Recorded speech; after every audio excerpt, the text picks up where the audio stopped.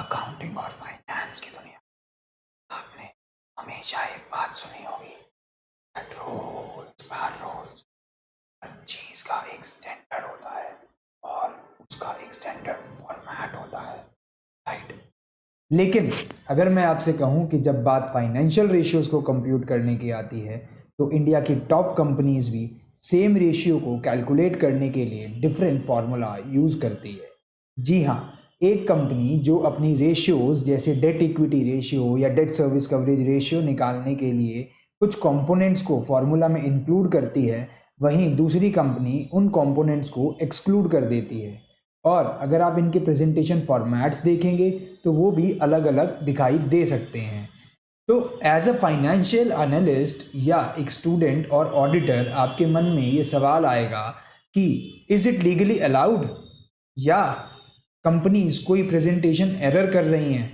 तो आज इस कंसेप्ट क्लास में हम इसी मिस्ट्री को सॉल्व करेंगे। आइए देखते हैं कुछ फाइनेंशियल्स।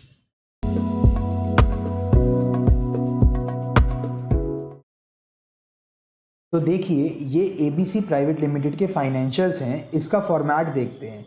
ये सबसे पहले दिखता है रेशियो कौन सी है, फिर लिखता है कि न्यूमरेटर में क्या आएगा, फिर लिखता है कि इसकी 25 की फिगर क्या है, 24 की फिगर क्या है, फिर इसने लिखा कि डिनोमिनेटर में इसने किस किस चीज़ को कंसिडर किया। देन फिर अगेन इसने अमाउंट लिखा कि 25 में और 24 में क्या अमाउंट था। उसके बाद इसने यहाँ रेशियो कंप्यूट करके दिखाई और यहाँ पर इसने चेंज इन रेशियो निकाला, ठीक है। और यहाँ पर इसने कुछ रीज़न ऑफ वेरिएंसेस दिए। तो अब देखिए, आइए देखते हैं हम रिलायंस का फॉर्मेट। ये रिलायंस की बैलेंस शीट है। इसमें अगर हम रिलायंस की रेशियोज़ के फॉर्मेट पर आएँ तो यहाँ इन्होंने रेशियोज़ का फॉर्मेट दिया है, रेशियो एंड इधर देखिए सीरियल नंबर, पर्टिकुलर्स, पहले साल की रेशियो, दूसरे साल की रेशियो और चेंजेस, और नीचे इन्होंने एक चेंज को एक्सप्लेन भी किया है। और राइट साइड में इसके देखते हैं तो यहाँ पर इन्होंने रेशियोज़ के फॉर्मूला दिए हैं कि हमने करंट रेशियो ऐसे निकाली, डेट इक्विटी रेशियो ऐसे, और इस तरह से सो ऑन। तो अब देखते हैं हम शिनाइडर की बैलेंस शीट की उन्होंने कैसे फॉर्मेट दिया है। अब इनका फॉर्मेट ऐसे है कि इन्होंने यहाँ पर रेशियोज़ दिए हैं, then numerator, then denominator, then again 2 years computation, variance and reason for variance, ठीक है। तो अब हम देखते हैं कि डेट सर्विस कवरेज रेशियो इन्होंने कैसे निकाली है। डेट सर्विस कवरेज रेशियो के लिए ABC प्राइवेट लिमिटेड ने फॉर्मूला में लिया है, न्यूमरेटर में net profit after tax plus non cash operating expenses like depreciation, interest plus other adjustments, okay. And in denominator इसने लिया है current debt obligation, interest and lease payments plus principal repayment. अभी आप formula में मत जाइए, बस ये देखिए कि इन्होंने क्या क्या कंपोनेंट्स कंसिडर किए हैं।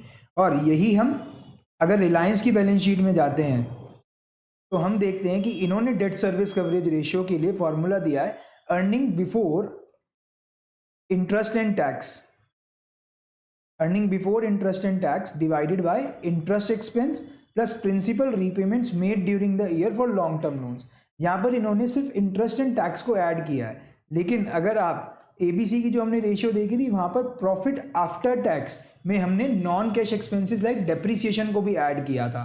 अब तीसरा देखते हैं SCIL का।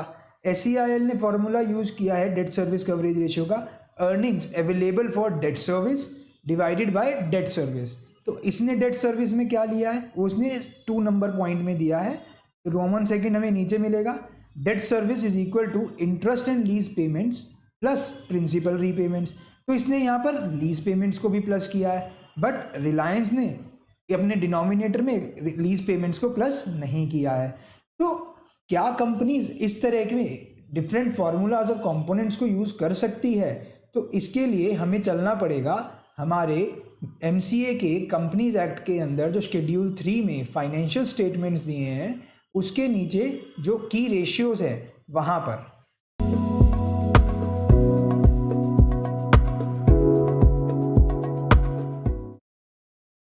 तो ये है कंपनीज एक्ट के अंदर शेड्यूल 3 में फाइनेंशियल्स का फॉर्मेट। अगर हम इसके रेशियोज़ वाले पार्ट पर जंप करते हैं तो हमें पता लगता है कि ये कहता है कि आपको ये 11 रेशियोज़ डिस्क्लोज़ करने हैं, और उसके बाद ये कहता है कि आपको जो न्यूमरेटर एंड डिनोमिनेटर आपने यूज़ किया है इन रेशियोज़ को कंप्यूट करने के लिए, उनको भी एक्सप्लेन करना है। ठीक है, तो हमने सब फॉर्मेट्स में देखा कि सबने ये बता रखा था कि उन्होंने न्यूमरेटर में किसको इंक्लूड किया और डिनोमिनेटर में किसको इंक्लूड किया।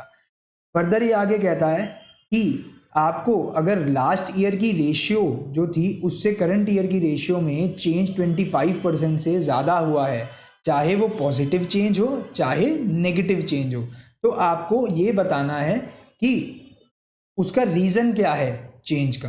तो यहाँ पर उसने सिर्फ दो बातें कही कि आपको न्यूमरेटर डिनोमिनेटर बताना है और रीज़न फॉर चेंज बताना है, लेकिन कहीं फॉर्मूला तो बताया ही नहीं। तो अभी फॉर्मूला कौन बताएगा? फॉर्मूला बताया हमारे ICAI ने, institute of chartered accountants of India ने अपने मेंबर्स के लिए, और उन्होंने ये बताया through guidance note on schedule 3। अभी डिवीज़न 1 डिवीज़न 2 क्या है? डिवीज़न 1 इज जहाँ पे जिस पर इंडेस नहीं लगता उनके लिए, और जिन पे इंडेस लगता है उन पर डिवीज़न 2 एप्लीकेबल होता है फॉर्मेट का। दोनों के अंदर रेशियोज़ वाला पार्ट सेम दिया हुआ है। तो अगर हम इसके रेशियोज़ वाले पार्ट पर चलते हैं तो हम देखते हैं कि इन्होंने तो फॉर्मूला प्रिस्क्राइब किया है। इन्होंने कहा कि करंट रेशियो आप ऐसे निकालेंगे, डेट इक्विटी रेशियो ऐसे निकालेंगे, डेट सर्विस कवरेज रेशियो ऐसे निकालेंगे, और डेट सर्विस कवरेज रेशियो में इन्होंने न्यूमरेटर में earnings available for debt service दिया, और उसके अंदर इन्होंने कहा कि net profit before tax plus non cash operating expenses like depreciation. ओहो, तो इसका मतलब रिलायंस ने तो डेप्रिसिएशन को इंक्लूड ही नहीं किया था, तो वो क्या गलत कर रही है? The answer is yet to be found. तो अब हम चलते हैं इसी गाइडेंस नोट्स के अपर पार्ट पर। तो वो कहता है कि आपको ये रेशियोज निकालनी है, 25% से ज़्यादा हो चेंज तो आपको एक्सप्लेन करना है। फिर ये फर्दर कहता है कि this disclosure requires company to provide analytical ratios along with the explanation of the items included in numerator and denominator for computing these ratios। ये आगे और एक चीज़ कहता है कि आपको जो आपने आइटम्स उसके अंदर लिखी हैं वो इस तरह से लिखनी है so that the reference to the respective line item in the financial statements or notes could be easily drawn। मतलब जो आपने न्यूमरेटर और डिनोमिनेटर को एक्सप्लेन किया है उसमें जो जो आइटम्स आ रही हैं, जैसे अभी हमने देखा earning before interest and tax, तो उसका जो कंपोनेंट्स हैं वो इजीली आइडेंटिफाइबल होने चाहिए उसी फाइनेंशियल स्टेटमेंट में लिखी हुई वैल्यूज से या फिर नोट्स में लिखी हुई वैल्यूज से। ठीक है, फिर ये कहता है कि सच item should be consistent for the periods presented. Means कि जो आइटम्स आप उसमें इंक्लूड ही कर रहे हैं वो आपको साल दर साल कंसिस्टेंट मतलब सेम रखनी है। ऐसा नहीं है कि आपने किसी टाइम पर डेप्रिसिएशन इंक्लूड कर लिया, किसी साल के अंदर आपने कहा जा करके नहीं जी मैं तो डेप्रिसिएशन इंक्लूड नहीं करता, मेरी रेशियो ख़राब आ रही है, तो ऐसा पॉसिबल नहीं है। आपको कंसिस्टेंसी मेंटेन करनी है। फर्दर ये कहता है, ये पार्ट आपके लिए सबसे इंपॉर्टेंट है, in order to determine the items to be included in numerator and in denominator for any ratio, कि आपको क्या क्या इंक्लूड करना है। रेफरेंस में be drawn from several sources, example ratio usage in common parlance, कि आप जब वो न्यूमरेटर और डिनोमिनेटर डिसाइड कर रहे हो तो आपको ये देखना है कि कॉमन पैरेलेंस में वो रेशियो कैसे कंप्यूट की जाती है, इन्वेस्टर रिपोर्ट्स में कैसे की जाती है, इंडस्ट्री रिपोर्ट्स में कैसे की जाती है, मार्केट रिसर्च रिपोर्ट्स में कैसे की जाती है, और क्रेडिट रेटिंग एजेंसीज क्या अप्रोच फॉलो कर रही है। तो देयर में बी, आगे कहता है there may be a need to factor in company specific and sector specific nuances that may require necessary modifications to the reference considered. मतलब आपको कंपनी स्पेसिफिक या सेक्टर स्पेसिफिक फैक्टर्स को consider करके उसके according आप मॉडिफाई कर सकते हो रेशियोज़ को। तो हमने देखा कि रेशियोज़ के फॉर्मेट अलग हो सकते हैं सब्जेक्ट टू कि हम फॉर्मूला को प्रॉपर डिस्क्लोज कर रहे हैं न्यूमरेटर और डिनोमिनेटर के कंपोनेंट्स के साथ, और उसको हम year on year same formula use कर रहे हैं। लेकिन अगर वंस इन अ वाइल ऐसा होता है कि हमें फार्मूला चेंज करना पड़ता है किसी पर्टिकुलर रेशियो का, तो हमें क्या करना होगा कि जो हम करंट ईयर के फाइनेंशियल्स में लास्ट ईयर की रेशियो दिखाते हैं उस रेशियो को भी चेंज्ड फॉर्मूले के अकॉर्डिंग रिकम्प्यूट करके वहाँ शो करना पड़ेगा, और टेबल के नीचे हमें लिखना पड़ेगा कि हमने ये रेशियो चेंज की है और इस रीज़न से चेंज की है। With this we are done with this class.